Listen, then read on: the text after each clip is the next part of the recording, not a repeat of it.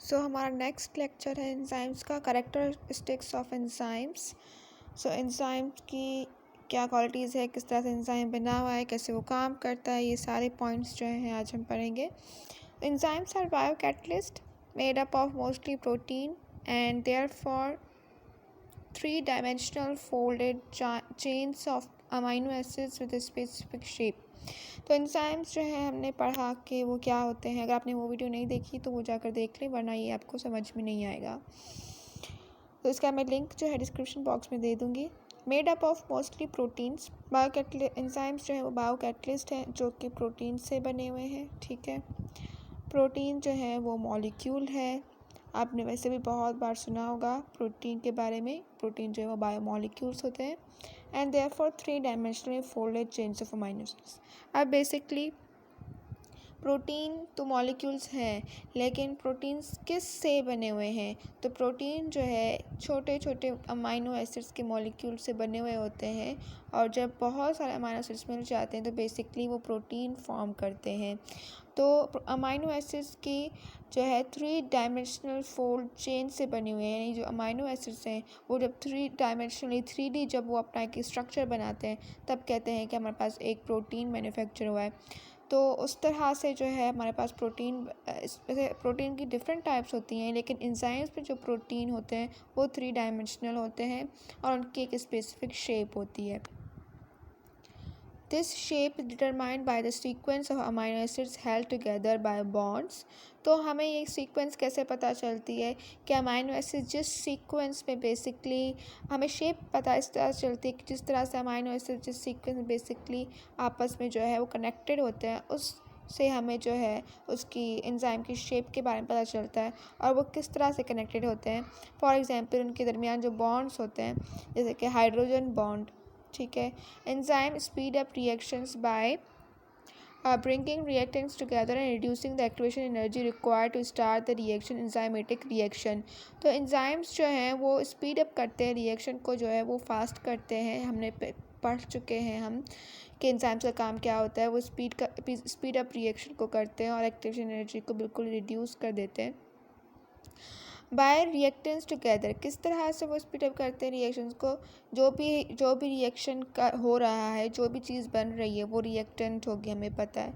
तो वो जो है आकर जो है बहुत सारे जब रिएक्टेंट्स मिल जाएंगे तो एंजाइम जो है वो रिएक्शन को स्पीड अप करेगा और एक्टिवेशन एनर्जी को कम कर देगा, जो कि रिएक्शन को स्टार्ट करने के लिए बेसिकली जो एनर्जी चाहिए होती है उसको कम कर देगा, और उसके बजाय एंजाइम्स जो हैं वो रिएक्शन को करवाएंगे। When an enzyme starts a chemical reaction, जब कोई भी एंजाइम जो है वो रिएक्शन को करवा रहा होता है, catalyses the reaction hence does not utilise itself, which means even a single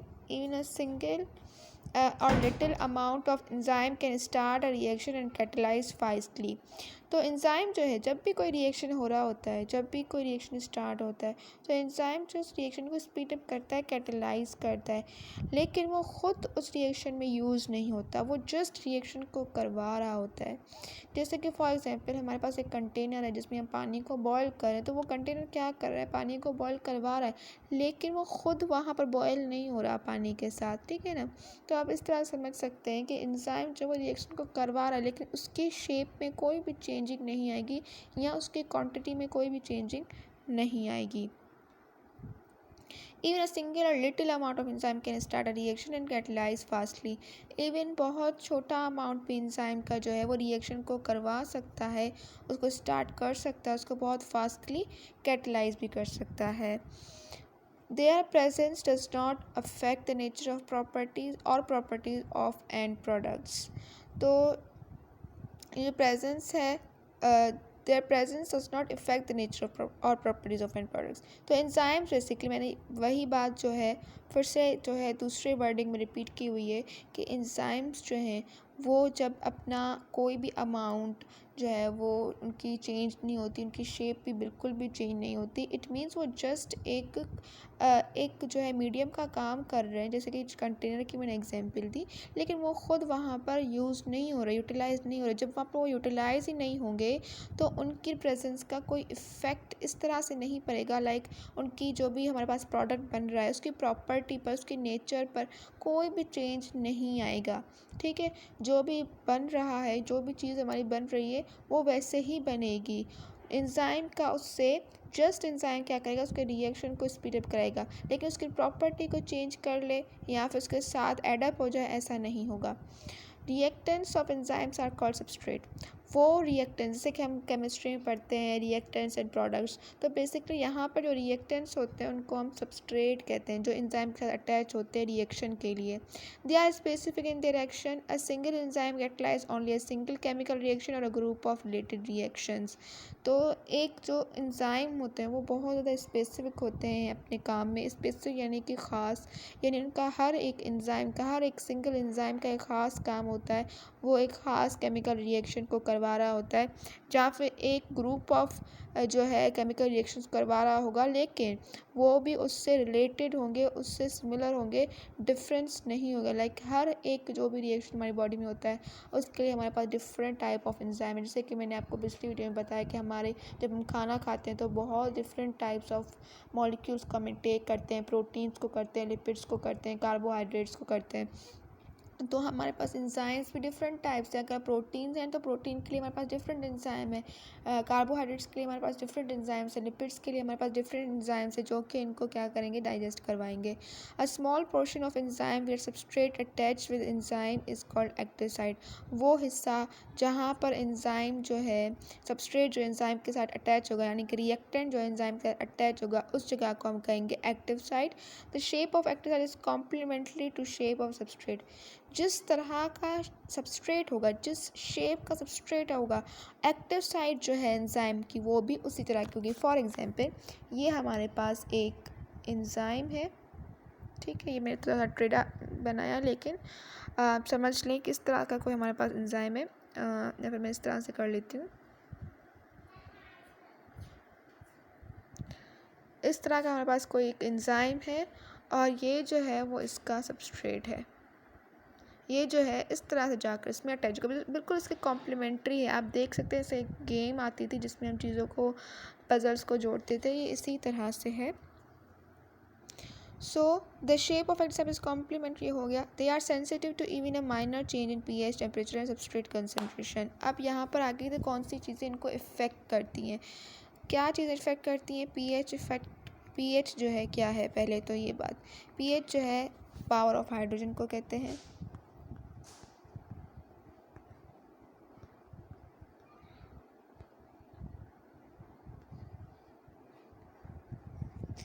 तो बेसिकली पीएच हमारे पास क्या है, हमारे पास जितनी भी चीज़ें होती हैं वर्ल्ड में, वो क्या होती हैं, या तो एसिडिक होती हैं, या तो बेसिक होती हैं, या तो फिर हमारे पास न्यूट्रल होती हैं। सो बेसिकली जितनी भी चीज़ें होती हैं या तो एसिडिक होती हैं, या तो बेसिक होती हैं, या तो न्यूट्रल होती हैं।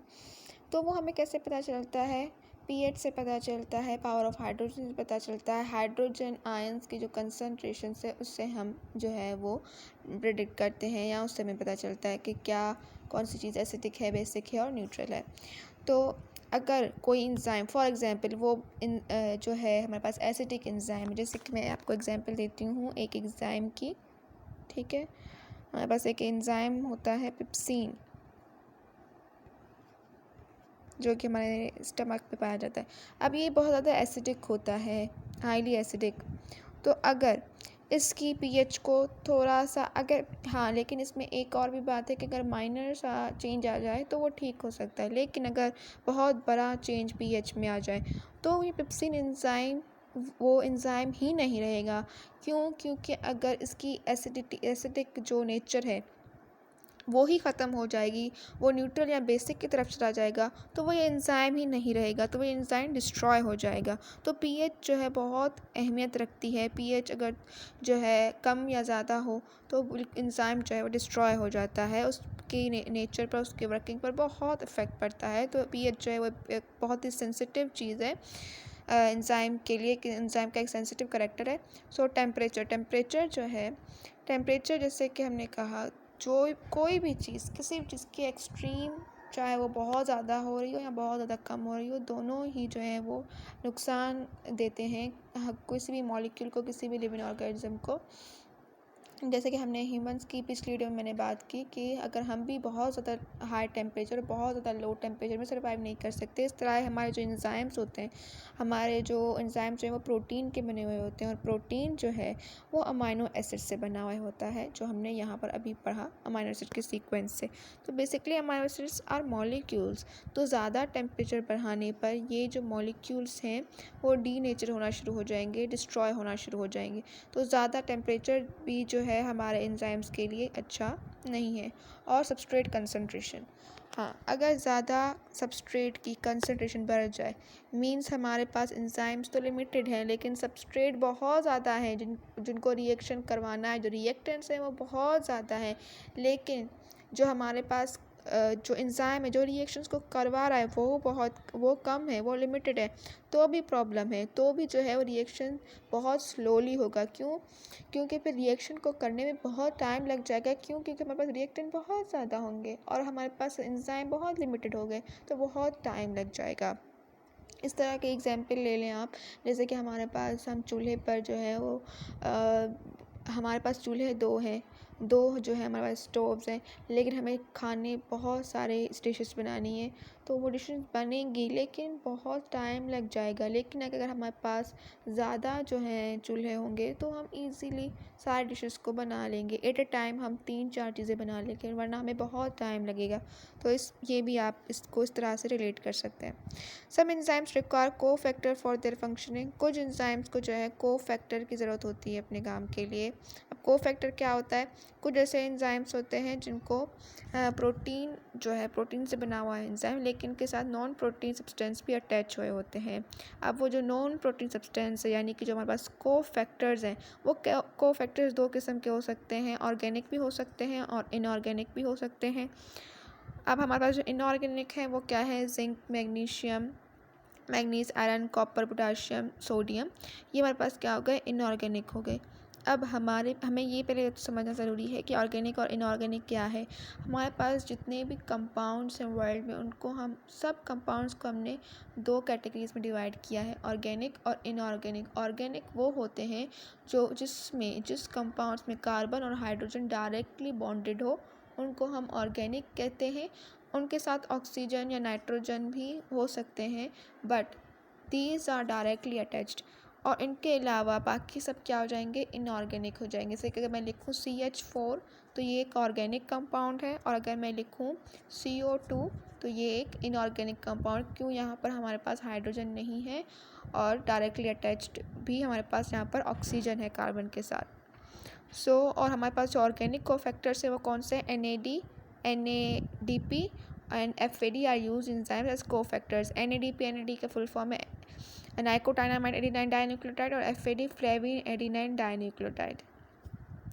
अब हमारे पास हैं कोफैक्टर्स जो हैं, उनको हम कैटेगराइज कर सकते हैं आगे फर्दर 2 कैटेगरीज में, को एंजाइम्स में और प्रोस्थेटिक ग्रुप में। ठीक है, जो ऑर्गेनिक है, ठीक है, जो ऑर्गेनिक है हमारे पास, अगर तो वो बहुत ज़्यादा हमारे पास टाइटली बाउंडेड है एंजाइम के साथ, ठीक है ना, परमानेंटली आप समझ लें जो कि हमारे पास बॉन्डेड है, वो हमारे पास क्या होगा? प्रोस्थेटिक ग्रुप हो जाएगा। और वो कोफैक्टर्स जो कि क्या है हमारे पास? लूजली अटैच्ड हैं, जो है फिर निकल जाएंगे, परमानेंटली नहीं है, टेम्प्रेरी हैं, वो हमारे पास, उनको हम को एंजाइम्स भी कह सकते हैं बेसिकली। अब many enzymes work in sequential manner to produce a specific product. This pathway is called metabolic pathway. बहुत सारे एंजाइम्स जो हैं किस तरह से काम करते हैं? एक सीक्वेंस में, ठीक है, स्टेप बाय स्टेप काम करते हैं, ताकि एक ख़ास जो प्रोडक्ट है वो हमारे पास बन सके, प्रोड्यूस हो सके। तो इस जो स्टेप बाय स्टेप जो वो काम करते हैं, इस पाथवे को कहते हैं metabolic pathway. Activity of enzyme can be enhanced by activator and can be decrease by inhibitor. अब एंजाइम जो है उनकी जो एक्टिविटी को इन्हेंस करते हैं, बढ़ाते हैं, चाहे वो को फैक्टर्स हो गए, को एंजाइम्स हो गए, तो वो क्या है? उनको हम एक्टिवेटर्स कहेंगे। और वो जो कि उसकी एक्टिविटी को इनहिबिट करते हैं, इनहिबिट का मतलब होता है रोकना, तो उनको हम क्या कहते हैं? उन मॉलिक्यूल्स को इनहिबिटर्स कहते हैं, यानी कि रोकते हैं जो कि एक्टिविटी को। An enzyme inhibitor is a molecule that binds to enzyme and decreases activity. वही बात कि एंजाइम इनहिबिटर एक मॉलिक्यूल ही होते हैं जो कि एंजाइम के साथ एंजाइम की जो एक्टिव साइट है वहाँ पर या किसी दूसरी जगह पर आकर अटैच हो जाएंगे और एंजाइम की एक्टिविटी को डिक्रीज़ कर देंगे, कम कर देंगे। Since blocking an enzyme activity can kill a pathogen. Since blocking an enzyme's activity can kill a pathogen, enzyme की एक्टिविटी को रोकने की वजह से ये भी हो सकता है कि हम किसी पैथोजन को, किसी बीमारी को जो है वो किल कर सकें। ये इसके जो है एंजाइम की एक्टिविटी रोकने के फ़ायदे भी हैं और नुकसान भी। सो आई होप आपको ये वीडियो बहुत पसंद आई होगी और अगली वीडियो में हम जो है नेक्स्ट टॉपिक पढ़ेंगे।